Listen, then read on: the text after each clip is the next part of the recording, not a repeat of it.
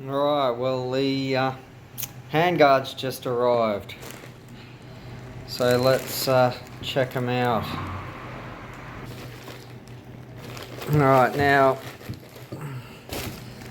I'm Australian and I like to support an Australian company, so something like Barkbusters, yeah, I'd love to support them, but you know, living here in Thailand, you got to do things somewhat on a budget. So these aren't Barkbusters. Sorry guys. I would love to support you, but living in Asia, you gotta cover your costs a bit and be a bit of a cheapskate sometimes. So obviously quality's not the same as Barkbusters. That's not steel.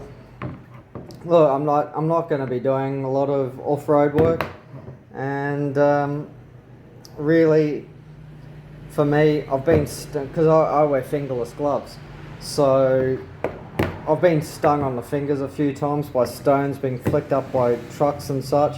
So the big coverage there is mainly for that.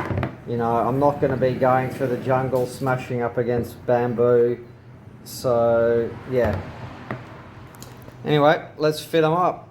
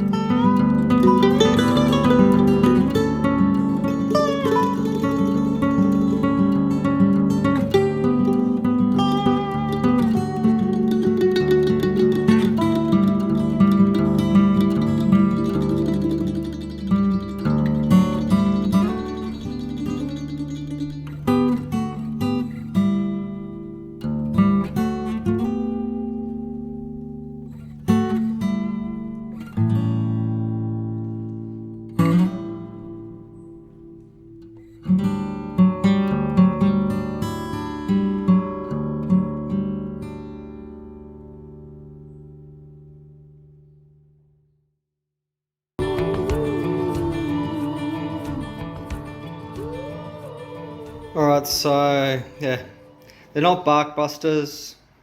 They're not going to take a heavy hit. You know, plastic, not steel. But for the price you're paying for them, it's a no-brainer. You know, you want the real thing if you're going to be doing off-roading and getting in between trees and things like that. Well, buy the real thing. And I have bought the real thing before. I've run bark busters on WR400 I had years ago, but for what I'm doing with this is perfect. You know, it just keeps the wind off the hands, protects the fingers because I wear the fingerless gloves. So that's it for me. Easy done. Happy days.